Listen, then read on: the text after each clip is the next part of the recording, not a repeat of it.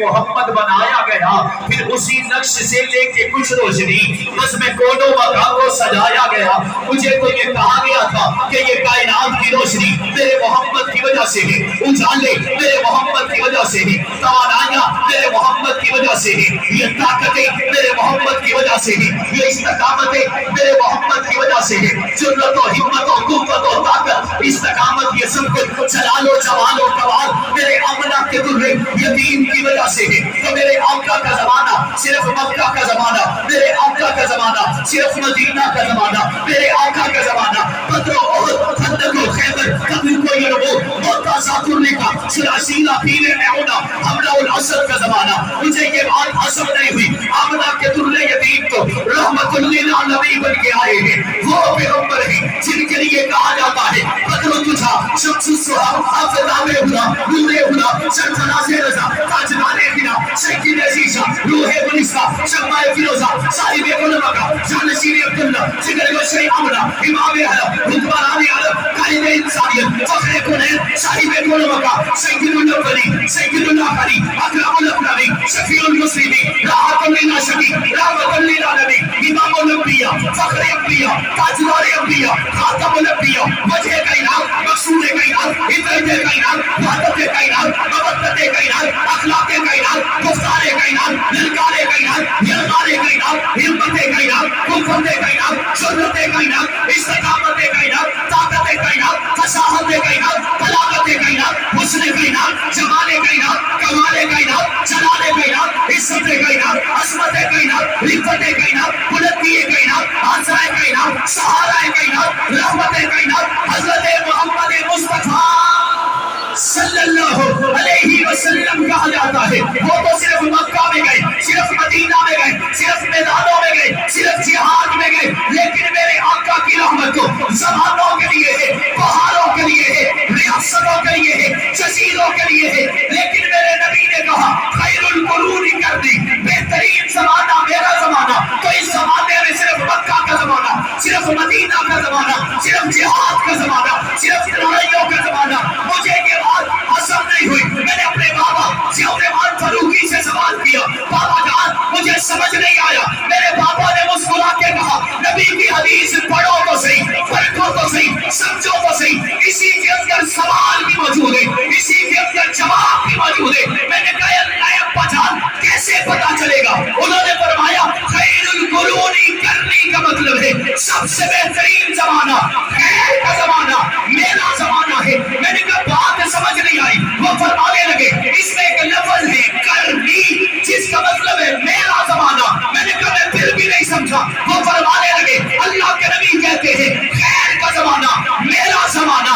یعنی کرنی کا مطلب ہے میرا زمانہ۔ میں نے کہا ابا جان نہیں سمجھا، توجہ کیجئے گا، توجہ کیجئے گا۔ ابا جان نے کہا ذرا پھر غور کرو، تو پتا چل گیا نبی کہنا کیا چاہتے ہیں۔ الفاظ کو ضائع مت کیجئے گا۔ اللہ کے نبی نے فرمایا خیر کا زمانہ میرا زمانہ، اس میں لفظ کرنی ہے۔ میں نے کہا اس کا مطلب کیا ہے؟ میرے والد نے کہا اس کرنی میں جو کاف ہے یہ صدیق اکبر کی ہے، اس میں جو راہ ہے یہ فاروق اعظم کی ہے، اس میں جو نون ہے یہ عثمان کی ہے، اس میں جو یا ہے علی المرتضی شیر خدا کی ہے۔ نبی کے کہنا چاہتے ہیں خیر کا زمانہ میرا زمانہ، خیر کا زمانہ میرے صدیق کا زمانہ۔ یہی نہیں رکی، میں نے الفاظ کو بتا دیا۔ خیر کا زمانہ، سعید کا زمانہ، خیر کا زمانہ، سعد کا زمانہ، خیر کا زمانہ، حسن کا زمانہ، خیر کا زمانہ، حسین کا زمانہ، اور خیر کا زمانہ سنیوں کے امام علی معاویہ کا زمانہ۔ ہے کہ نہیں خیر کا زمانہ؟ ہے یا نہیں ہے؟ میرے نبی نے کہا خیر کا زمانہ میرا زمانہ۔ مجھے لگا نبی اپنا کہہ رہے ہیں، میرے بڑوں نے کہا نہیں، وہ صحابہ کو بھی اپنا کہہ رہے ہیں۔ میں نے کہا مجھے میرے دل میں بات آئی، میں یوں کہوں کہ اللہ کے لاڈلے پیغمبر آپ کا صرف زمانہ ہی بہترین نہیں، آپ کا تو مسکرانا بھی بہترین ہے، آپ کا صرف زمانہ بہترین نہیں، آپ کا آنا بھی بہترین، جانا بھی بہترین، رہنا بھی بہترین، اٹھنا بھی بہترین اور مسکرانا بھی بہترین، آپ کی خوشبو بھی بہترین، آپ کا مکہ بھی بہترین، مدینہ بھی بہترین، جہاد بھی بہترین، افکار بھی بہترین، کفار بھی بہترین، للکار بھی بہترین، قوت بھی بہترین، ضرورت بھی بہترین۔ تو پھر مجھے یہ کہنے دیجیے اے نبی، صرف آپ کا یہ سب کچھ بہترین نہیں بلکہ آپ کا حسین کو اٹھانا بھی بہترین۔ صرف میرے نبی کا آنا جانا بہترین نہیں، میرے نبی کا تو حسین کو کندھوں پہ اٹھانا بھی بہترین۔ کہنے والے نے کہا کیسے؟ حسین کی عمر 4 سال ہے، میرے نبی کے پاس لایا گیا، اللہ کے نبی نے حسین کو چکیا تے چک کے وہ سر میں سونگیا، کانوں کو، ناک کو، منہ کو، آنکھوں کو، گلے کو، بازو کو، جسم کو، وجود کو، گردن کو میرے نبی نے سونگا۔ میں خیر بتانے لگا، ایک صحابی نے سوال کیتا، اللہ کے نبی اج تک تسی کدی کسی نے سونگیا نہیں، اینو کیوں سونگ دے ہو؟ میرے نبی نے کہا میں کیوں نہ سونگوں، میں اسے سونگتا ہوں مجھے اس سے جنت کی خوشبو آ جاتی ہے۔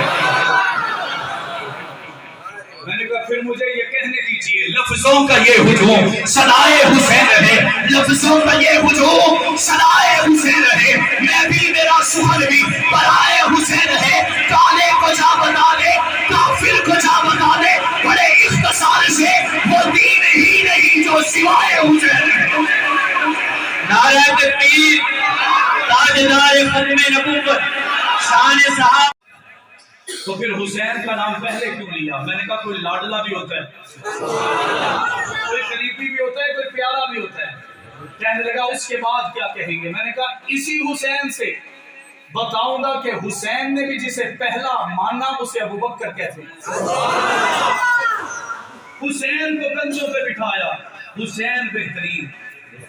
میرے نبی چڑھ کے ابوبکر کے کندھے پہ پہنچ گئے، ابوبکر بھی بہترین۔ عثمان ابو عمر کو مانگ کر لیا۔ عجیب بات ہے، عجیب بات ہے، عجیب بات ہے، 1.25 لاکھ نبی اس دنیا میں آئے، کدی کسی ایک نبی نے بھی کسی بندے نو اللہ کو نہیں مانگے، کسی ایک بندے نو بھی نہیں مانگے۔ نبیاں نے یہ ضرور آکھیا کہ اے ربا عمر ہور دے دے، عمر زندگی اے ضرور آکھیا کہ میرے علاقہ ہور دے دے، زمانہ ہور دے دے، بندے ہور دے دے جڑے میرے صحابی بنا، لیکن یہ آکھیا نہیں فلانا چاہیے۔ لیکن جب بات محمد کی آئی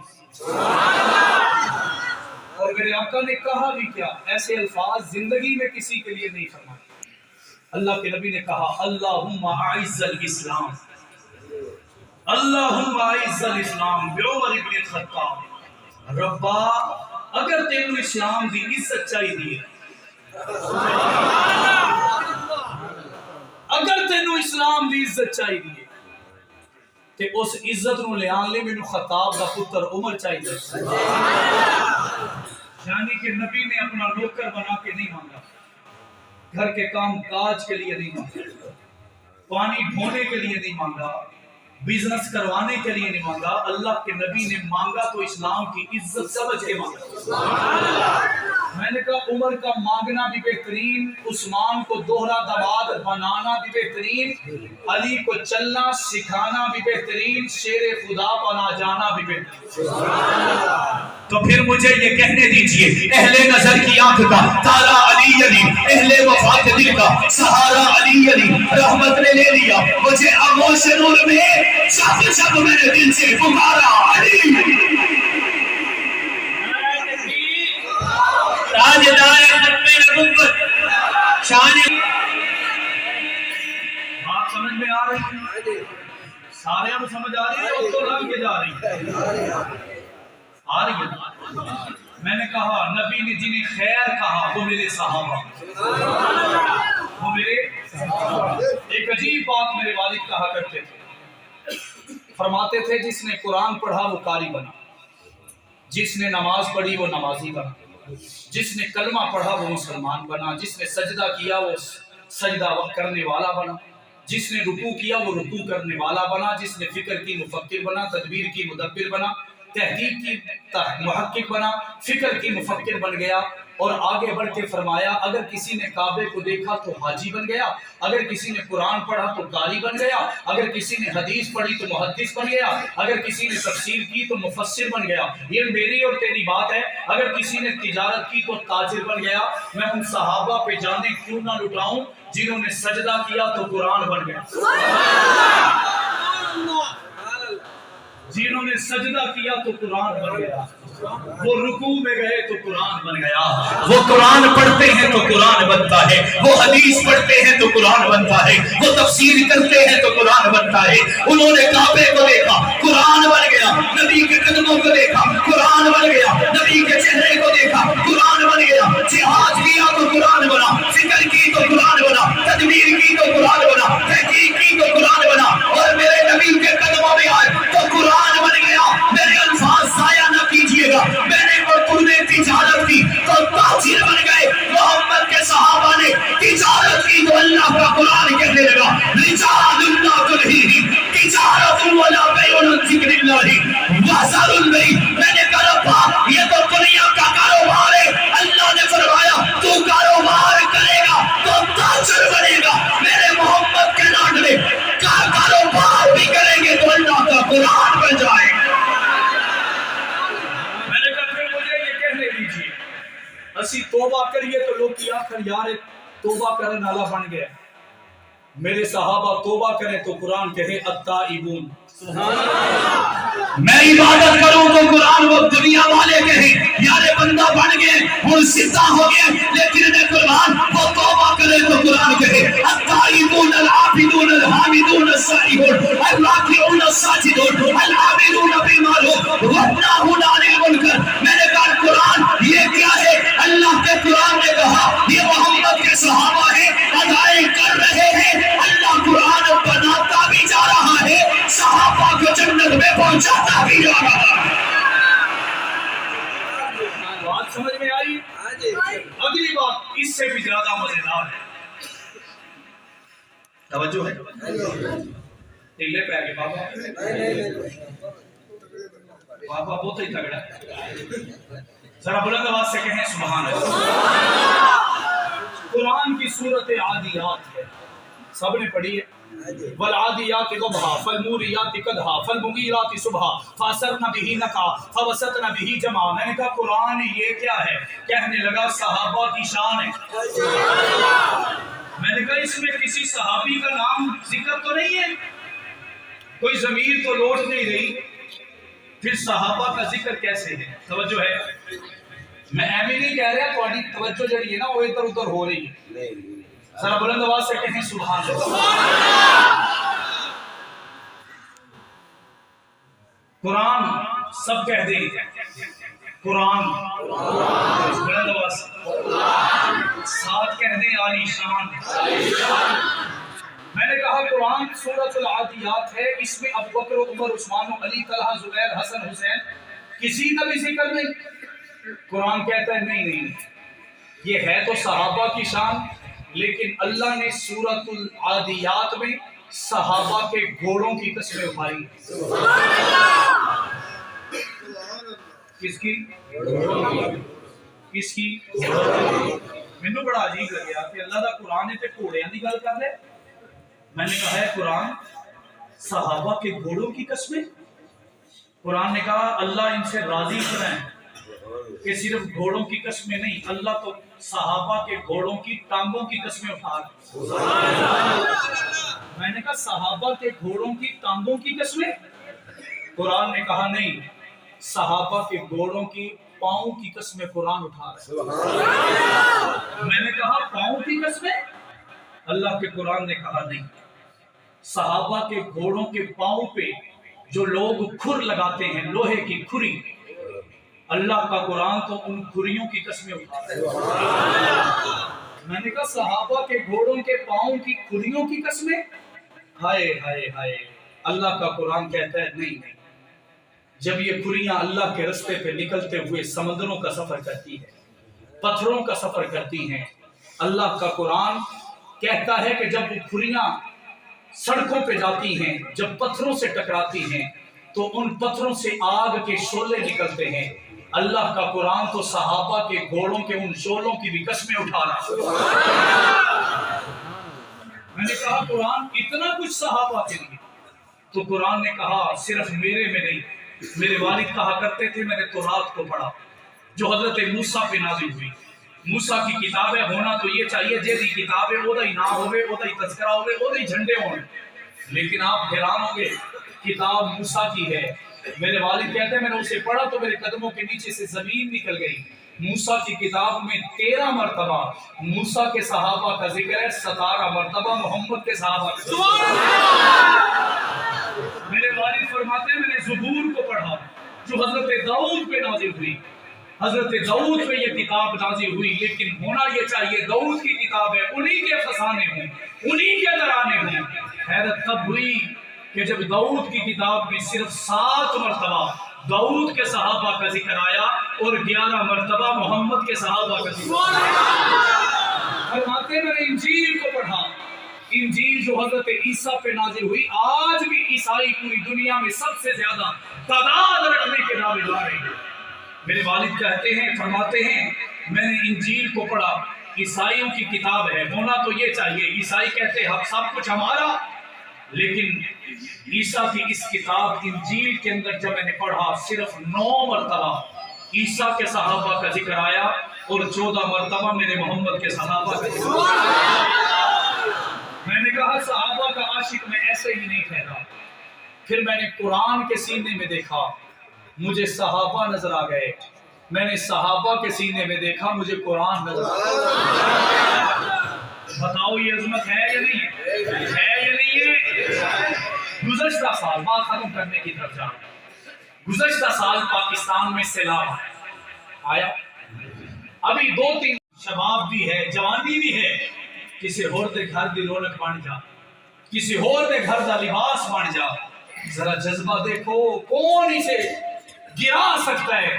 میری عثمان نے کہا خبردار مجھے نہ کچھ کہنا, میں ادھر بھی جنتی کا انتظار کروں گی, ادھر بھی جنتی کا انتظار کروں گی. ضیاء الرحمان فاروقی, انگلینڈ کے اندر قاتلانہ حملہ ہوا.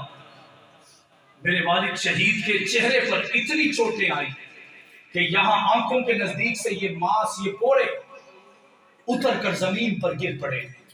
مارنے والا سمجھا کہ یہ مر چکا ہے, لیکن زندگی کا مالک کون ہے؟ موت کا مالک کون ہے؟ ہسپتال لے جایا گیا, 14 دن تک بے ہوش رہے. اس زمین پہ گرے ہوئے چمڑے کے ٹکڑے کو اٹھا کے میرے والد کی آنکھوں پہ لگایا گیا. 50 سے زیادہ ٹانکے لگائے گئے. 14 دن کے بعد ہوش آیا. میرے والد سے ان کے دوست نے کہا فاروقی ہوں تین پاکستان نہیں جان دیتے. کیوں؟ اگر انگلینڈ کے اندر لندن میں تم پر حملہ ہو سکتا ہے تو پاکستان میں تمہاری جان کو کتنا خطرہ ہوگا. میرے والد شہید نے مسکرا کے کہا ہے بھائی مجھے نہ روکنا, پہلے تو صرف زبان حق نواز کی تھی, آج کے بعد تو قدم بھی حق نواز کی. آج کے بعد تو جذبہ جوانی ہر چیز حق نواز کی. اور صرف اتنا نہیں, کل جب بم دھماکے میں اڑایا جاؤں گا تو کفن بھی حق نواز کا ہوگا. اعظم طارق آئے, ان کی جسم پر گولیاں جنہوں نے چلائی تو 500 سے زیادہ فائر ہوئے. ان کے جسم کو جو چھو کے گئی وہ 52 گولیاں تھیں. کسی کہنے والے نے کہا اعظم طارق کا چہرہ بھی سلامت نہیں. میں نے کہا چہرے پہ نہ جاؤ, ایمان دیکھو اب بھی سلامت ہے. علی شیر حیدری ایسا خوبصورت جوان, چیف جسٹس کے سامنے سجاد علی شاہ کی بات کر رہا ہوں. 16 گھنٹے ڈیبیٹ ہوئی, بات چیت ہوئی, بحث مباحثہ ہوا. 16 گھنٹے کے بعد جج صاحب نے کہا اے علی شیر حیدری صاحب, اللہ کی قسم میں مان چکا ہوں آپ بھی سچے ہیں, آپ کا مشن بھی سچا ہے, حق نواز بھی سچا ہے. حیدری صاحب نے کہا تھے سر جی پھر لکھ دیو. جج صاحب کہنے لگے میں لکھ نہیں سکتا, میری مجبوری ہے, مجھے اوپر سے آرڈر ہے, لکھ کے نہیں. حیدری شہید نے فرمایا تو پھر ہمارے ادھر آنے کا کیا فائدہ ہوا؟ ہم نے جو 16 گھنٹے آپ سے بات کی ہمیں کیا فائدہ ہوا؟ دیکھنے والا, روایت کرنے والا کہتا ہے جج کی آنکھوں میں آنسو تھے.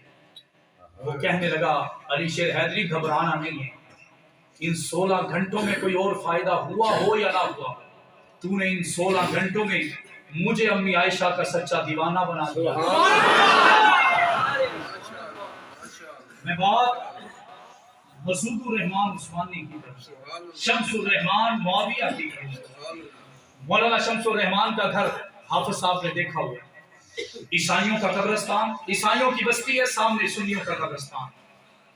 انہی عیسائیوں کی بستی کے کونے میں چھوٹا سا گھر ہے، اس اللہ کے ولی کا۔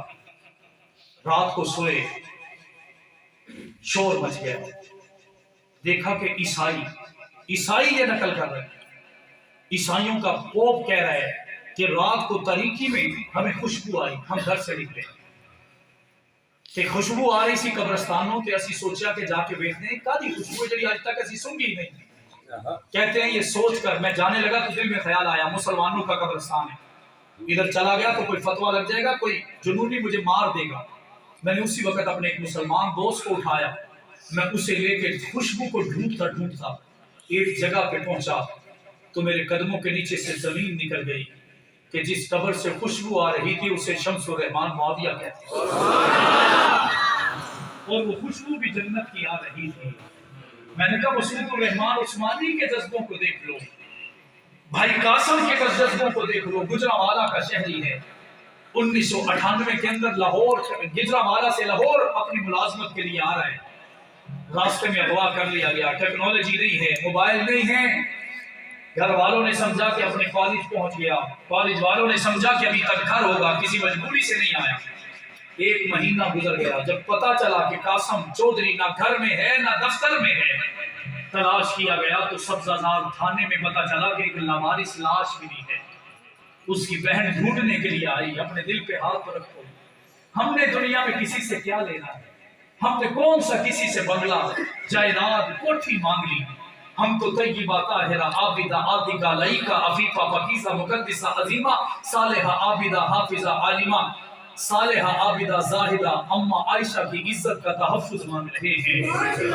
قاسم چودھری کی بہن نے سبزہ زار تھانے میں کانٹیکٹ کیا، انہوں نے کہا 1 مہینہ سے کچھ دن کم پہلے ہمیں یہ لاش ملی ہے، لیکن عجیب بات یہ ہے کہ ہم نے اسے لوارث سمجھ کر دفنا دیا، اور اس میں اور ایک عجیب بات یہ ہے کہ لاش میں سے صرف ہمیں دھڑ ملا ہے، سر نہیں ملا، ادھر سے نیچے والا دھڑ ملا ہے، اوپر والا سر نہیں ملا۔ بہن کہنے لگی مجھے اپنے بھائی کو گجرانوالہ لے کے جانا ہے، تو پولیس والے نے آکھیا اے میری بہنیں وہ ہن اللہ دے سپرد ہو گیا ہے، کیوں وہ دے لاشے نو ہن کیوں انہوں تکلیف دینی ہے، تو انہوں اللہ واسطے چھڑ دیتے تو چلی جاتے وہ دے واسطے دعا کر۔ بہن راضی ہو گئی، جب جانے لگی تو پولیس والے آپس میں بات کر کے کہنے لگے چنگا ہے جان چھٹی، اگر یہ بی بی اڑ جاندی تو انہوں کی پتہ ہے کہ اتنے دنوں بعد کنی بدبو آندی ہے، اسی قبر کھود رہی سی تے ساڈے تے نک بند ہو جانا اسی بدبو نہ۔ بہن نے یہ سنا وہیں پہ رک گئی، وہ کہنے لگی اب تو میں قبر کھلواؤں گی، اب تو قبر کھلواؤں گی اور تمہیں بتاؤں گی زمین میلی نہیں ہوتی، زمن میلا نہیں ہوتا، صحابہ کے غلاموں کا کفن میلا نہیں ہوتا۔ جج کے پاس گئی، جج نے مجسٹریٹ نے لکھ کے دے دیا کہ قبر کشائی ہوگی، D S P, magistrate, S P, S H Os, پوری انتظامیہ آ گئی، کپڑا لگا دیا گیا، وہاں پہ موجود بندوں نے منہ پہ رومال باندھ لیا، کسی نے ماسک لے لیا، کسی نے دستی، کسی نے بڑا رومال، کسی نے کپڑا رکھ لیا، اب قبر کھولنے لگے، ہاتھ رکھے ہیں، رومال رکھے ہیں کہ بدبو آئے، لیکن جب اس کی قبر کو کھولا گیا روایات میں آتا ہے ابھی پہلی اینٹ ہٹائی تھی کہ جنت کی خوشبو جنت کی خوشبو آئی۔ روایات میں آتا ہے، کہنے والا کہتا ہے کہ جب اس کے لاشے کو اٹھایا گیا، بغیر سر کے اس کے لاش کو اٹھایا گیا، سٹریچر پہ رکھا گیا۔ 1 مہینے کے بعد تو خون ویسے ہی ختم ہو جاتا ہے، ہڈیاں رہ جاتی ہیں، ہڈیاں بھی ختم ہو جاتی ہیں، لیکن جب اس کے لاشے کو سٹریچر پہ رکھا گیا، جہاں سے گردن کٹی تھی وہاں سے تازہ خون کا فوارہ جاری ہوا۔ پولیس والا جس نے سٹریچر پہ رکھا تھا وہ رو رہا ہے، وہ رو رہا ہے. سارے لوگوں کی آنکھوں میں آنسو ہیں جو بدبو چھپانے کے لیے کھڑے تھے. اس کے لاشے کو اٹھا کے گجرانوالہ لے جایا گیا. اگلے دن اس کا جنازہ تھا.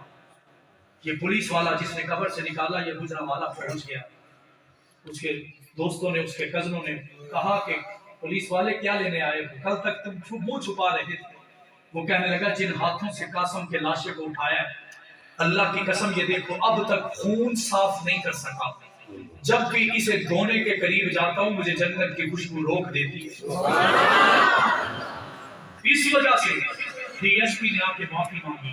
جو بھی بڑا افسر تھا اس نے کہا ہم نے آپ کا دل دکھایا ہے، ہمیں یہ نہیں پتا کہ یہ کون ہے، یہ کس جماعت کا ہے، لیکن اتنا پتہ چل چکا ہے قاسم چودھری بھی سچا ہے، جس کے پیچھے لگ کر اس نے جان دی ہے وہ بھی سچے ہیں. نعرہ تکبیر، تاجدار ختم نبوت، شان صحابہ، شہدائے ناموس صحابہ، شہدائے ناموس صحابہ. نعرہ تکبیر. میں نے کہا یہ میں نے 2 لوگوں کی 3 لوگوں کی بات بتائی ہے. 12,000 لاشیں ہیں. آپ کو نظر نہیں آ رہا ہوگا میں شہیدوں کا وارث، اپنے والد کا وارث بن کے آیا. لوگ اگر پرکھیں اور سوچیں تو پتا چلے گا کہ میرے کندھوں پہ 12,000 لاشوں کا بوجھ ہے. کوئی یہ کیسے سمجھ سکتا ہے کہ ہم مشن چھوڑ دیں گے؟ کوئی یہ کیسے تصور کر سکتا ہے کہ سیاست کی وجہ سے جماعت قربان ہو جائے گی؟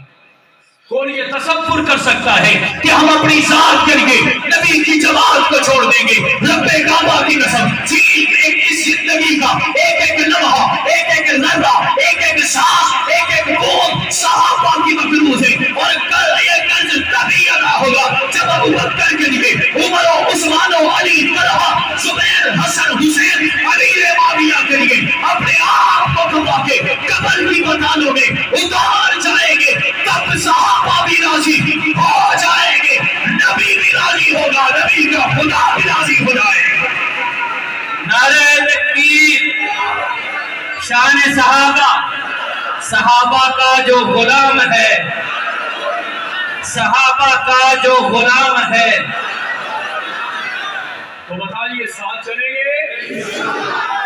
ایک گلی باتی 5 سال بھی پہلے ساتھیا سے کہ ماشاءاللہ ٹس تو مس نہیں ہوئے، حقیقی طور پہ بدلاؤ لائیں گے اور وعدہ کرتے ہیں عثمانی شہید کی روح سے کہ قائد جیسے تو تڑپ تڑپ کے اماں کے لیے جان دے گیا ہے، ویسے ہم آج وعدہ کرتے ہیں ہماری کوئی ایک سانس بھی صحابہ کے عشق سے خالی نہیں ہوتی، ہمارا کوئی ایک لمحہ بھی صحابہ کی شدت والی محبت سے خالی نہیں ہوگا. ساتھ چلیں گے، پیچھے تو نہیں ہٹیں گے، چھوڑ کو نہیں جائیں گے، خفا کو نہیں ہو جائیں گے، اکیلے نعرے کو نہیں لگائیں گے، میدان میں نکل آئیں گے، صحابہ کو بچائیں گے، اہل بیت کے جھنڈے لگائیں گے، نبی کی ختم نبوت کا پیغام پہنچائیں گے. تو پھر آخر میں اتنا ہی کہنا چاہتا ہوں، تم ایسا کرنا کوئی جھولو کوئی ستارہ سنبھال رکھنا، تم ایسا کرنا کوئی جھولو کوئی ستارہ سنبھال رکھنا، میرے اندھیروں کی فکر چھوڑ بس اپنے گھر کا خیال رکھنا. آخر دعوانا الحمدللہ.